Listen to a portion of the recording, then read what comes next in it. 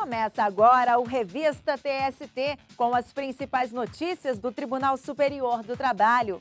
E nesta edição você vai ver reconhecida a validade de cláusula coletiva que prevê o pagamento do salário profissional apenas aos empregados com 1 ano de experiência ou mais. Pedido de demissão feito durante a aposentadoria por invalidez é anulado. Motoboys que usam a própria moto para fazer a entrega devem ser indenizados? Veja no quadro Quero Post. E ainda, ética no ambiente de trabalho é tema de entrevista com o professor e historiador Leandro Carnal. O Revista TST está no ar.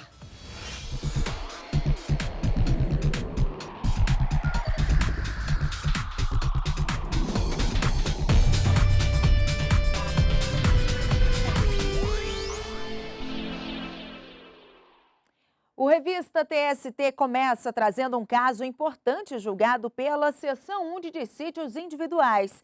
E quem acompanhou os trabalhos e traz os detalhes é o repórter Rafael Oliveira.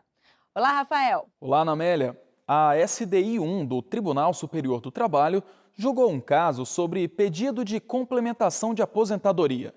O processo envolve uma ex-empregada da antiga Companhia Rio-Grandense de Telecomunicações que se aposentou após a privatização da empresa, sucedida pela Brasil Telecom. A aposentada recorreu à Seção 1 de Dissídios Individuais, alegando que houve omissão no julgamento da terceira turma do TST, que negou o pedido dela de complementação do benefício. Para a ex-empregada, apesar de ter alterado o plano de aposentadoria voluntariamente, a mudança resultou em perda de direitos. Durante a sessão, os ministros alertaram para o risco de a parte estar apresentando recursos apenas com a intenção de protelar o processo. Veja na reportagem. O Tribunal Regional do Trabalho da 4ª Região no Rio Grande do Sul havia concedido provimento parcial ao recurso apresentado pela aposentada. Os desembargadores haviam entendido que a mudança do plano pode sim acontecer, desde que respeite o direito adquirido. Assim, para o regional, a complementação dos proventos de aposentadoria é regida pelas normas em vigor na data da admissão do empregado, observando as alterações posteriores, desde que mais favoráveis ao beneficiário do direito. Dessa forma, o TRT da 4ª Região decidiu em favor da ex-empregada.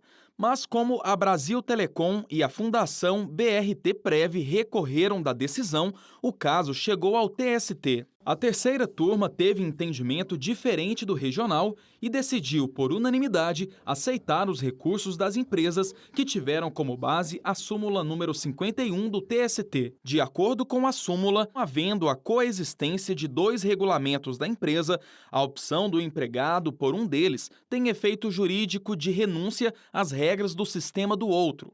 A terceira turma acrescentou ainda que os fatos levantados pelo regional foram claros ao demonstrar ausência de vício por parte da aposentada no momento em que optou pelo novo plano em 2002. Assim, segundo os ministros, aplica-se ao caso a súmula 51 do TST. A aposentada entrou então com embargos de declaração, alegando ter ocorrido omissão no julgamento da terceira turma do TST. O pedido de esclarecimento teve como base o artigo 897-A da Consolidação das Leis do Trabalho, que diz: caberão embargos de declaração da sentença ou acórdão nos casos de omissão e contradição no julgado e manifesto equívoco no exame dos pressupostos extrínsecos do recurso. Mas na seção 1 de dissídios individuais, os ministros mantiveram a decisão da terceira turma. Segundo os ministros, a análise dos argumentos da empregada denota o mero inconformismo com o julgado, não configurando hipótese de quaisquer dos vícios aludidos no artigo 897-A da CLT. A SDI 1 destacou ainda que os fatos descritos não fizeram referência ao teor dos planos para identificação de que havia a mesma previsão quanto ao cálculo das contribuições previdenciárias, o que inviabiliza o exame de direito adquirido, como pretendia a aposentada. Dessa forma, o pedido de complementação da aposentadoria foi negado pela SDI 1 por unanimidade. A seção de dissídios coletivos reconheceu a validade de cláusula coletiva que prevê o pagamento do salário profissional apenas aos empregados com 1 ano de experiência ou mais. Veja na reportagem. O Ministério Público do Trabalho do Pará entrou com ação para tentar anular uma cláusula da convenção coletiva assinada pelos sindicatos dos empregadores e dos empregados do comércio do Estado. Para o MPT, a norma era discriminatória. A cláusula prevê o pagamento do salário profissional apenas aos empregados que possuírem 1 ano de experiência ou mais na mesma especialidade e no mesmo ramo de negócio. O Tribunal Regional do Trabalho da 8ª Região, que abrange Pará e Amapá, aceitou o pedido do MPT e declarou a nulidade da cláusula. As entidades que representam os empregadores entraram então com recurso no TST. Os sindicatos afirmaram que não foi estabelecido um piso salarial, mas sim um salário profissional de uma categoria, que sequer possui salário previsto em lei. Alegaram ainda que a diferença para empregados com maior experiência na profissão, por analogia, seria um adicional por tempo de serviço, o que não causaria prejuízo nem criaria distinções salariais. Para a relatora do caso na sessão de dissídios coletivos, ministra Kátia Magalhães Arruda, a cláusula não é discriminatória. No caso, infere-se que as normas impugnadas não possuem conteúdo discriminatório, uma vez que não criam critérios de diferenciação sem justificativa, tais como distinção de sexo, nacionalidade, idade ou religião, que poderiam estar previstas na Convenção 111 da OIT. Não há desrespeito ao princípio da isonomia, porque as regras impugnadas não criam pisos salariais diferenciados para os trabalhadores nas mesmas condições abrangidos pela norma coletiva. Dessa forma, a SDC entendeu que a cláusula que condiciona o salário profissional ao tempo de experiência não fere o princípio da isonomia. A decisão foi unânime, com ressalvas de fundamentação do ministro Maurício Godinho Delgado e da ministra Kátia Magalhães Arruda. Já está disponível no site do TST o calendário oficial da Corte Superior Trabalhista para 2019.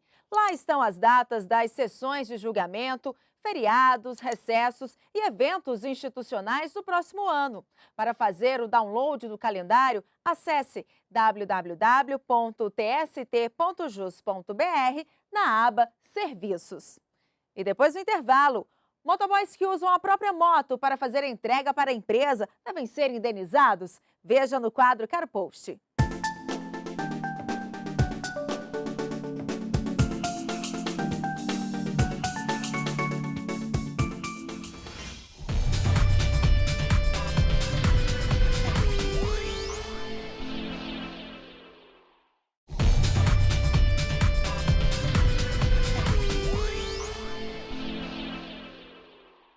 Estamos de volta e vamos fazer um giro pelas turmas do TST.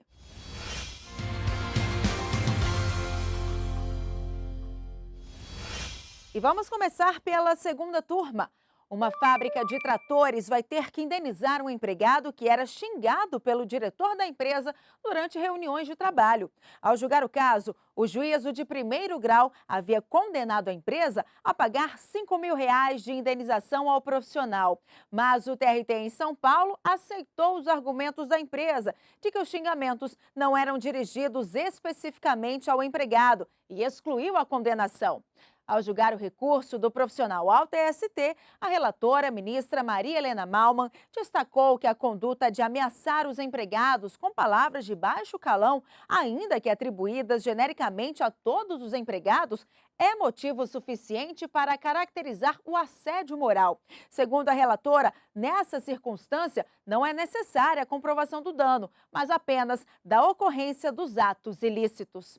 E a JBS não vai ter que pagar horas extras a motorista que alegou trabalhar quase 20 horas por dia. A terceira turma reconheceu não ser verdadeira a jornada informada pelo profissional. Na ação trabalhista, o motorista da JBS alegou que trabalhava de segunda a domingo, inclusive em feriados, das 5 da manhã às 9 da noite, com intervalo de 30 minutos para o almoço e outros 30 para o jantar. E relatou também que tinha 2 folgas mensais. Em defesa, a empresa juntou aos autos os controles de jornada do empregado. Mas uma testemunha do motorista informou em depoimento que os registros eram fraudados e não retratavam a verdadeira jornada do profissional. A ação foi julgada improcedente pelo juízo de primeiro grau, mas o Tribunal Regional do Trabalho da 18ª Região, em Goiás, reformou a sentença e adotou como verdadeiros os horários alegados pelo empregado.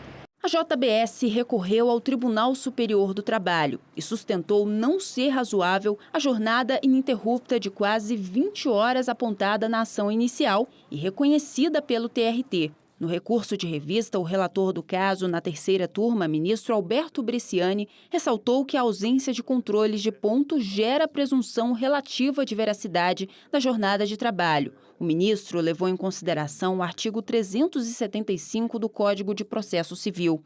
A norma estabelece que entre as provas em contrário, que podem afastar a presunção, estão a razoabilidade e a experiência do magistrado. O ministro concluiu que não seria possível considerar válidos os horários informados pelo motorista. Por unanimidade, a terceira turma deu provimento ao recurso e considerou a jornada do empregado como sendo das 6 da manhã às 8 da noite, excluindo da condenação o pagamento das horas extras.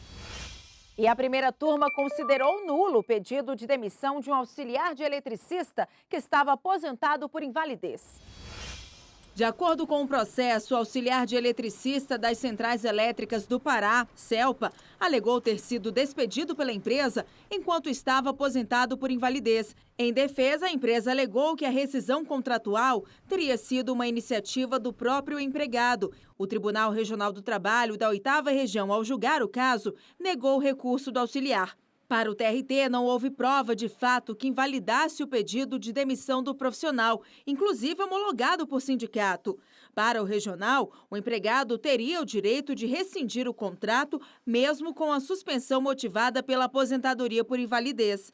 Ao julgar o recurso do profissional ao TST, a primeira turma observou que a aposentadoria por invalidez não é causa de extinção do contrato de trabalho, mas de suspensão, provocando apenas a interrupção das obrigações principais do contrato de trabalho, como a prestação dos serviços e o pagamento de salários. Além disso, a aposentadoria por invalidez pode ser revista a qualquer tempo. Assim, não há como reconhecer a validade da rescisão contratual, ainda que o empregado tenha formulado o pedido de demissão, por se tratar de direito irrenunciável. Por unanimidade, a primeira turma anulou o pedido de demissão do profissional, restabeleceu o plano de saúde e determinou a restituição dos valores gastos pelo empregado com o tratamento da doença. O Giro de Notícias segue agora para a quinta turma. Um empregado terceirizado que exercia a função de porteiro e vigia de obras não conseguiu o direito de receber adicional de periculosidade. Ele pretendia receber o benefício devido à presença de grandes galões de combustível e muitos botijões de gás nos locais onde fazia ronda. Inicialmente, o pedido foi aceito pelo TRT no Rio Grande do Sul, que entendeu que o empregado ficava exposto a risco similar ao de um vigilante. Ao julgar o recurso de revista da empresa ao TST, o relator, ministro Douglas Alencar Rodrigues, teve outro entendimento. Para o ministro, o vigia, ao contrário do vigilante, não está exposto a risco de roubo ou violência física. Assim, não se enquadra nas atividades descritas pela portaria do Ministério do Trabalho, que estabelece as circunstâncias em que o adicional de periculosidade é devido. E vamos agora esclarecer uma dúvida trabalhista publicada nas redes sociais com a hashtag Quero Post.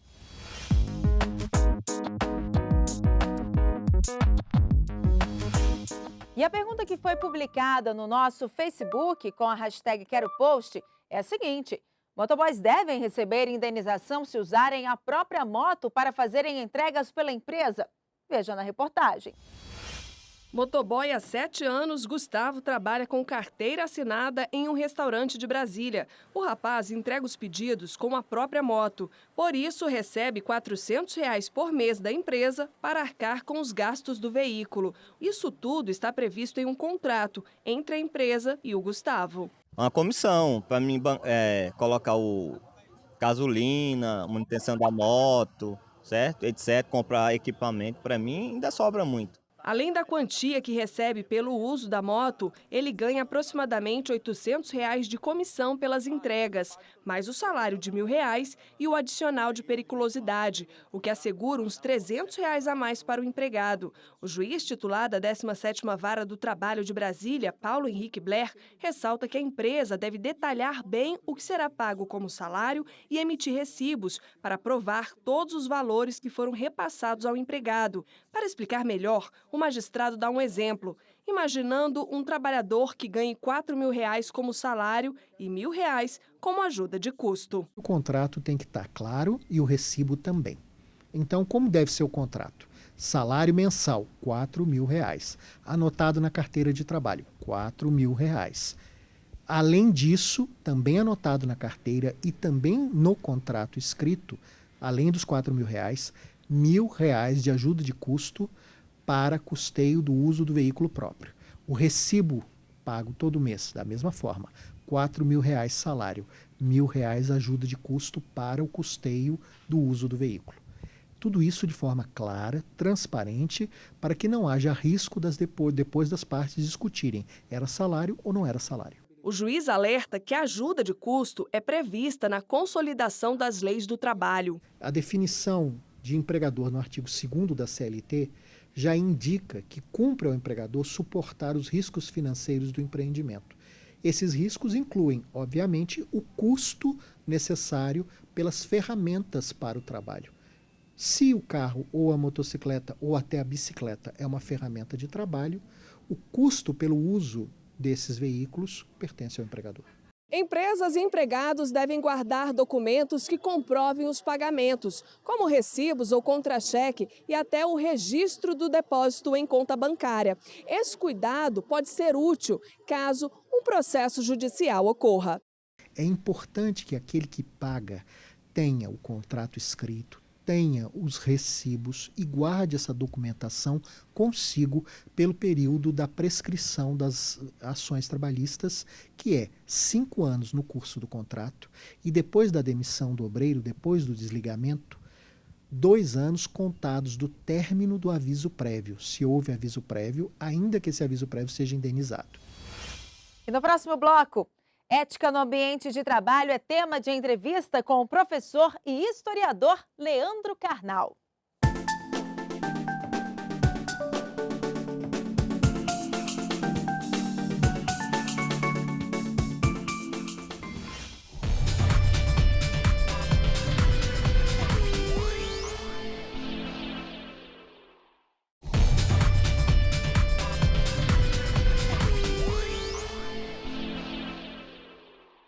Estamos de volta com Revista TST e hoje aqui no estúdio eu recebo o professor e historiador Leandro Carnal e nós vamos falar sobre ética no ambiente de trabalho.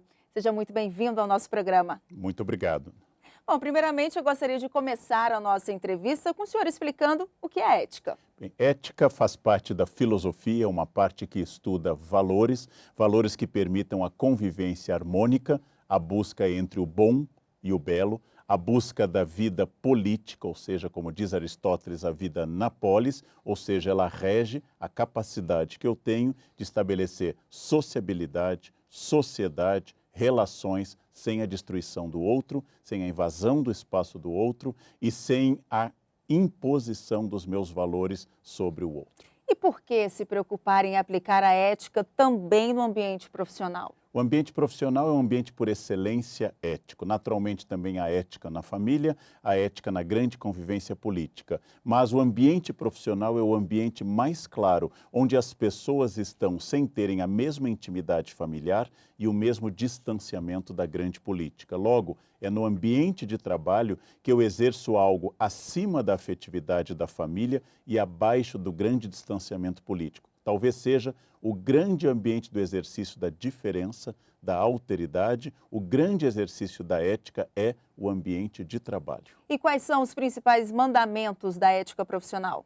Toda a ética se baseia no respeito ao espaço do outro. O primeiro passo da ética a gente chama de pequena ética, etiqueta, ou seja, da convivência cotidiana com o espaço do outro. Etiqueta não diz respeito às regras sociais de garfos e faca. Etiqueta diz respeito à convivência do respeito ao outro. Por exemplo, sempre enfatizo em falas que a multiplicação de 4 expressões, por favor, com licença, me desculpe, muito obrigado, são os primeiros passos da ética. Depois, a compreensão no ambiente de trabalho que a hierarquia existe, mas ela significa trabalho. Hierarquia não é você sabe com quem está falando, mas hierarquia significa cada um tem funções, tem delimitações e independente da minha posição no organograma do poder, todos somos iguais perante a lei, isonômicos quanto à dignidade e capazes do exercício da convivência. Então, você é minha superiora, eu sou seu funcionário, eu seu subordinado,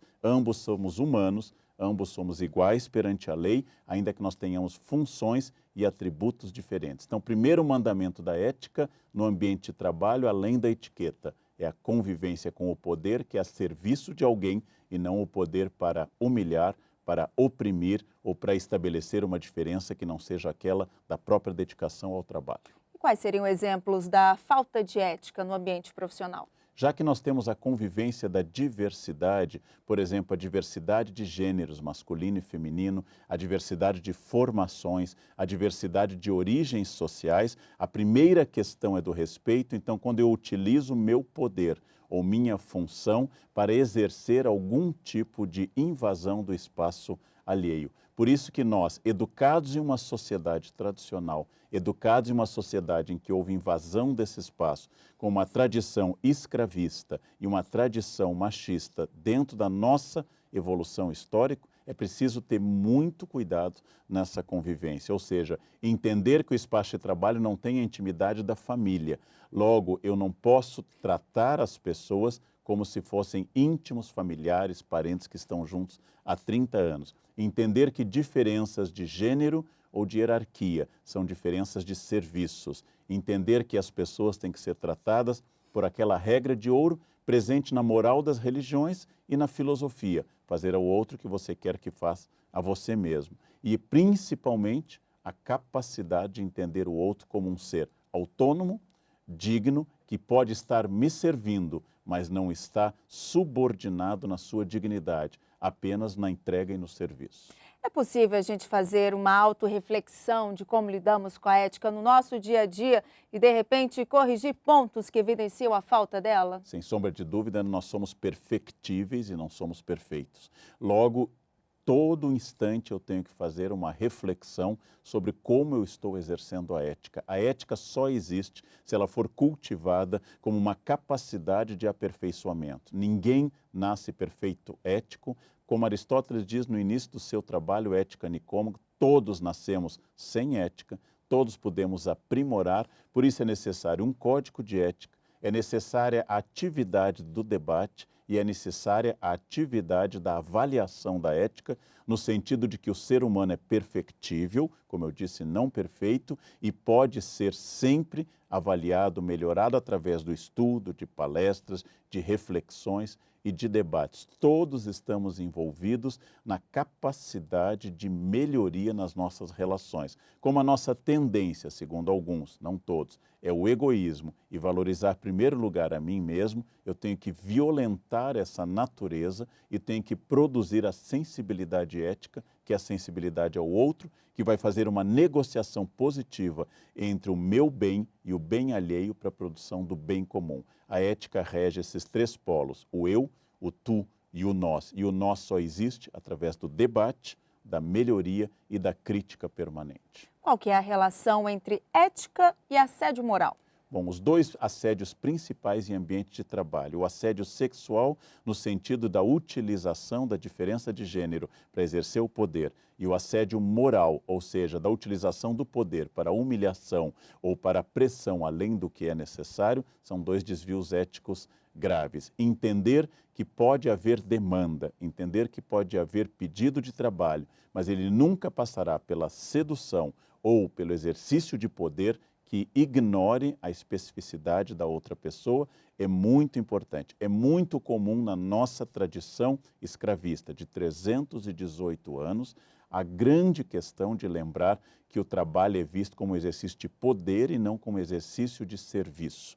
ou seja, que eu estou coordenador, eu estou chefe, eu estou presidente. Significa que eu sirvo a mais pessoas, não que eu, Leandro, seja presidente. Eu apenas estou em uma república como a nossa, isonômica, baseada em uma Constituição de um Estado democrático de direito. Todos nós temos funções e nenhum é diferente do outro na sua dignidade. Esse exercício permanente contraria a nossa formação histórica, contraria a nossa tradição, contraria o fato de que nós fomos uma colônia, um império, uma república marcada pela desigualdade e pela opressão de alguns grupos. Então, cabe especialmente à área jurídica, especialmente a área que trabalha com o direito, especialmente a área de tribunais, esse exercício constante, muito bom de aperfeiçoar como ser humano, como servidor público e como uma pessoa integrada em uma república democrática de direito. E como é que você acha que empregado e empregador podem tornar um ambiente de trabalho mais saudável e ético? Em primeiro lugar, nós temos que fazer coisas como estão sendo feitas aqui. Trazer para eventos, debates, entrevistas, questões. Nós temos que refletir sobre o nosso código de ética. Temos que trabalhar questões e demonstrar que o ser humano pode ser aperfeiçoado. Que tudo que for humano pode ser transformado. Tudo aquilo que for próprio do ser humano pode ser melhorado e, infelizmente, também piorado. Olha, não é da natureza, não é o argumento sociológico, sempre foi assim ou histórico, mas é do meu exercício humano, perfectível, aperfeiçoável, que eu posso constantemente produzir algo melhor. Por isso que nós temos pessoas mais éticas e menos éticas. Por isso que nós temos instituições mais éticas e menos éticas, porque há um esforço pessoal. Ética é um esforço de cultivo diário, como se fosse, metáfora que eu já usei em palestra, um bonsai. Eu tenho que cortar uma folhinha, inclinar para a luz, orientar uma raiz. Não é simplesmente dizer, agora o tribunal é ético porque tem um código. É um exercício constante, diário, cotidiano e uma meta a ser atingida. Nunca seremos integralmente éticos, mas nós podemos melhorar a partir do ponto que nós estamos. Bom, Leandro, muito obrigada pela entrevista e por ter aceito o nosso convite. Eu é que agradeço esse convite tão honroso e tão gentil. Obrigado. Bom, e esta edição do Revista TST termina aqui. Você segue acompanhando as notícias do Tribunal Superior do Trabalho no nosso site e pelas redes sociais. Muito obrigada pela companhia e até o próximo programa.